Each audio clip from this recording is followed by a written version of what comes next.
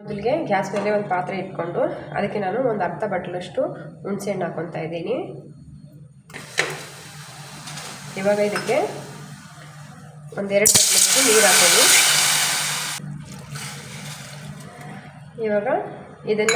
ಇವಾಗ ಇದನ್ನು ಚೆನ್ನಾಗಿ ಕುದಿಸ್ಕೊಳ್ಳಿ. ನೋಡಿ, ಹುಣಸೆಹಣ್ಣೆಲ್ಲ ಚೆನ್ನಾಗಿ ಬಾಯ್ಲ್ ಆಗಿದೆ. ಇವಾಗ ಗ್ಯಾಸ್ ಆಫ್ ಮಾಡಿಕೊಂಡು ಇದನ್ನು ತಣ್ಣಗಾಗಕ್ಕೆ ಬಿಡಿ. ನೋಡಿ, ಹುಣಸೆಹಣ್ಣೆಲ್ಲ ತಣ್ಣಗಾಗಿದೆ. ಇವಾಗ ಇದನ್ನು ನೀಟಾಗಿ ಸೋಸ್ಕೊಳ್ಳೋಣ.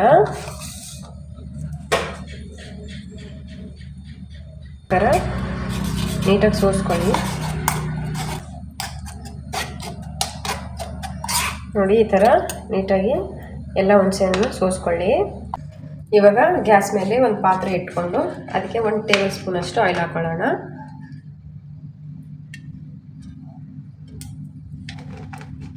ಅರ್ಧ ಟೇಬಲ್ ಸ್ಪೂನ್ ಅಷ್ಟು ಜೀರಿಗೆ, ಹಾಗೆ ಸೋಸ್ಕೊಂಡಿರೋ ಹುಣಸೆಹಣ್ಣು ರಸ.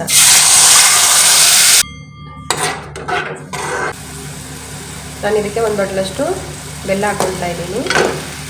ಇವಾಗ ಬೆಲ್ಲ ಎಲ್ಲ ಕರಗಿಬಿಟ್ಟು ಇದರಲ್ಲಿ ಒಂದು ಕುದಿ ಬರಬೇಕು. ಅಲ್ಲಿ ಗಂಟ ಇದನ್ನು ಬೇಯಿಸ್ಕೊಳ್ಳಿ.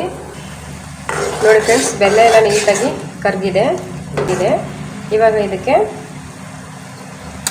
1/4 ಟೇಬಲ್ ಸ್ಪೂನಷ್ಟು ಉಪ್ಪು, 1/2 ಟೇಬಲ್ ಸ್ಪೂನಷ್ಟು ಕಾಲ ನಮಕ್, 1/2 ಟೇಬಲ್ ಸ್ಪೂನಷ್ಟು ಆಮ್ಚೂರ್ ಪೌಡ್ರ್, ಹಾಗೆ 1/2 ಟೇಬಲ್ ಸ್ಪೂನಷ್ಟು ಕಾಶ್ಮೀರಿ ಲಾಲ್ ಮಿರ್ಚ್ ಪೌಡ್ರ್ ಹಾಕ್ಕೊತಾ ಇದ್ದೀನಿ.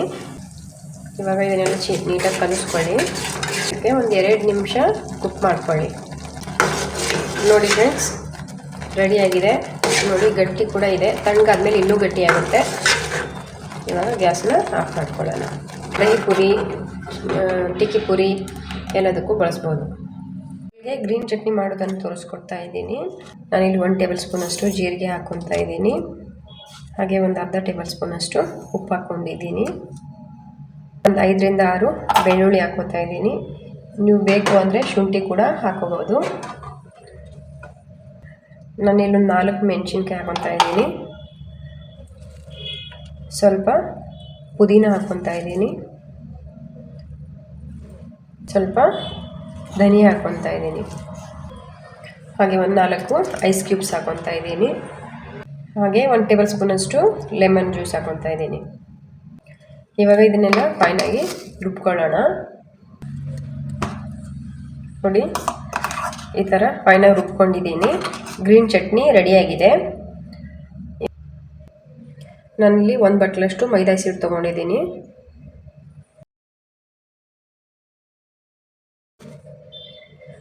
ಒಂದು 1/2 ಟೇಬಲ್ ಸ್ಪೂನಷ್ಟು ಉಪ್ಪು ಹಾಕ್ಕೊತಾ ಇದ್ದೀನಿ. ಸ್ವಲ್ಪ ಅಜ್ವೈನ್ ಹಾಕ್ಕೊತಾ ಇದ್ದೀನಿ. ಈ ಥರ ಸ್ವಲ್ಪ ಕ್ರಷ್ ಮಾಡಿಬಿಟ್ಟು ಹಾಕ್ಕೊಳ್ಳಿ. ಸ್ವಲ್ಪ ಅಜ್ವೈನ್ ಹಾಕ್ಕೊಂಡಿದ್ದೀನಿ. 1 ಟೇಬಲ್ ಸ್ಪೂನಷ್ಟು ಆಯಿಲ್ ಹಾಕ್ಕೊತಾ ಇದ್ದೀನಿ. ಇವಾಗ ಇದನ್ನೆಲ್ಲ ಚೆನ್ನಾಗಿ ಕಲಿಸ್ಕೊಳ್ಳಿ. ಇವಾಗ ಇದಕ್ಕೆ ಸ್ವಲ್ಪ ನೀರು ಹಾಕ್ಕೊಂಡು ಸ್ವಲ್ಪ ಗಟ್ಟಿ ಹಿಟ್ಟು ಕಲಿಸ್ಕೊಳ್ಳಿ. ಚಪಾತಿ ಕಲಿಸ್ತೀರಲ್ಲ ಆ ಥರ ಕಲಿಸ್ಕೊಬೇಡಿ, ಅದಕ್ಕಿಂತ ಒಂಚೂರು ಗಟ್ಟಿ ಕಲಿಸ್ಕೊಳ್ಳಿ. ನೋಡಿ, ಈ ಥರ ಗಟ್ಟಿ ಹಿಟ್ಟು ಕಲಿಸ್ಕೊಂಡಿದ್ದೀನಿ.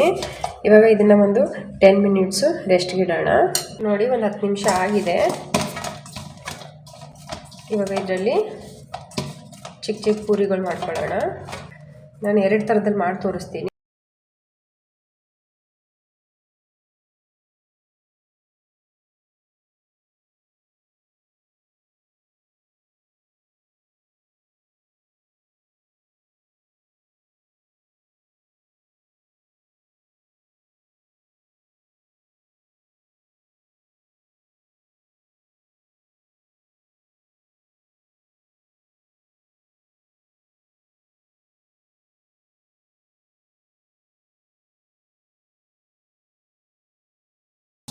ಇನ್ನೊಂದು ಥರದಲ್ಲಿ ಮಾಡಿಬಿಟ್ಟು ತೋರಿಸ್ತಾ ಇದ್ದೀನಿ.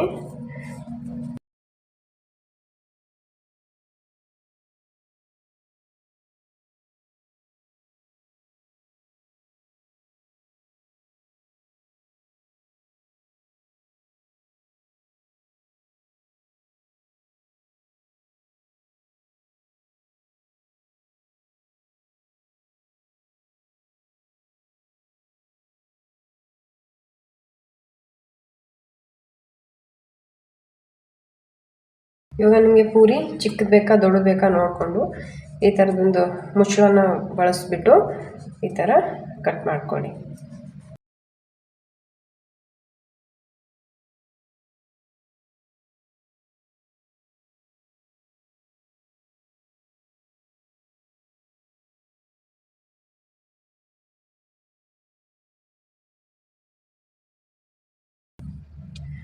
ನೋಡಿ ಎಲ್ಲ ಪೂರಿ ರೆಡಿಯಾಗಿದೆ. ಇವಾಗ ಇದನ್ನು ಕರ್ಕೊಳ್ಳೋಣ. ಇವಾಗ ಎಣ್ಣೆ ಕಾದಿದೆ. ಇವಾಗ ಒಂದೊಂದೇ ಪೂರಿ ಹಾಕ್ಕೊಂಡು ಕರ್ಕೊಳ್ಳಿ.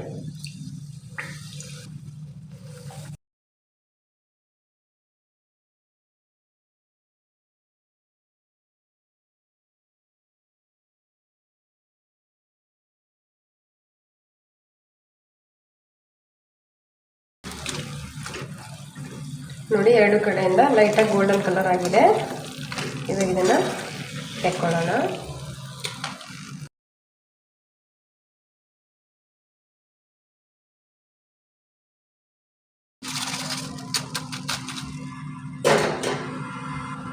ಇದೇ ಥರ ಎಲ್ಲ ಪೂರಿನೂ ಕರ್ಕೊಳ್ಳಿ. ನೋಡಿ ಫ್ರೆಂಡ್ಸ್, ನಾನು ಎಲ್ಲ ಪೂರಿನೂ ಕರ್ಕೊಂಡಿದ್ದೀನಿ. ಟಿಕ್ಕಿ ಪೂರಿಗೆ ಬಳಸುವಂತಹ ಟಿಕ್ಕಿ ರೆಡಿಯಾಗಿದೆ. ಇದು ನೋಡಿ ಕ್ರಿಸ್ಪಿ ಕೂಡ ಅಷ್ಟೇ ತುಂಬ ಚೆನ್ನಾಗಿರುತ್ತೆ. ಒಂದು ಪ್ಲೇಟ್ ಇಟ್ಕೊಂಡು ಇದ್ರ ಮೇಲೆ ಟಿಕ್ಕಿಗಳು ಜೋಡಿಸ್ಕೊಳ್ಳಿ.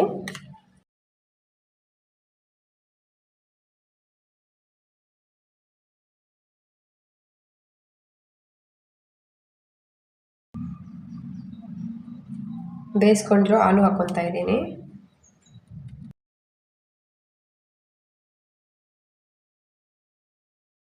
ಇವಾಗ ಆನಿಯನ್ ಹಾಕ್ಕೊತಾ ಇದ್ದೀನಿ.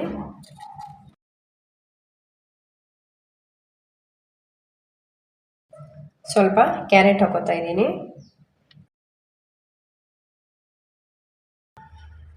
ಗ್ರೀನ್ ಚಟ್ನಿ ಹಾಕ್ಕೊತಾ ಇದ್ದೀನಿ. ಸ್ವೀಟ್ ಚಟ್ನಿ ಹಾಕ್ಕೊತಾ ಇದ್ದೀನಿ.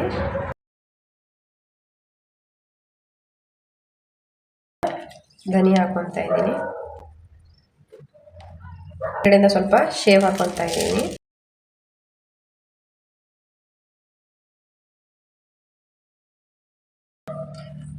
ಕಾಂಗ್ರೆಸ್ ಹಾಕ್ಕೊತಾ ಇದ್ದೀನಿ.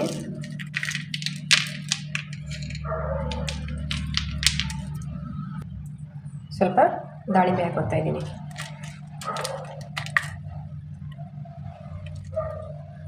ಲಾಸ್ಟ್ಗೆ ಸ್ವಲ್ಪ ಚಾಟ್ ಮಸಾಲ ಹಾಕ್ಕೊತಾ ಇದ್ದೀನಿ. ನೋಡಿ ಫ್ರೆಂಡ್ಸ್, ಈ ಥರ ಈಸಿಯಾಗಿ ಮನೆಯಲ್ಲಿನೇ ಟಿಕ್ಕಿ ಪೂರಿನ ಮಾಡ್ಕೋಬೋದು. ಟೇಸ್ಟ್ ಮಾತ್ರ ತುಂಬ ಚೆನ್ನಾಗಿರುತ್ತೆ. ಒಂದ್ಸರಿ ಟ್ರೈ ಮಾಡಿಬಿಟ್ಟು ನೋಡಿ. ನಮ್ಮ ವಿಡಿಯೋ ಏನಾದರೂ ನಿಮ್ಗೆ ಇಷ್ಟ ಆದರೆ ಚಾನಲ್ನ ಸಬ್ಸ್ಕ್ರೈಬ್ ಮಾಡ್ಕೊಳ್ಳೋದನ್ನು ಮಾತ್ರ ಮರಿಬೇಡಿ. Thank you.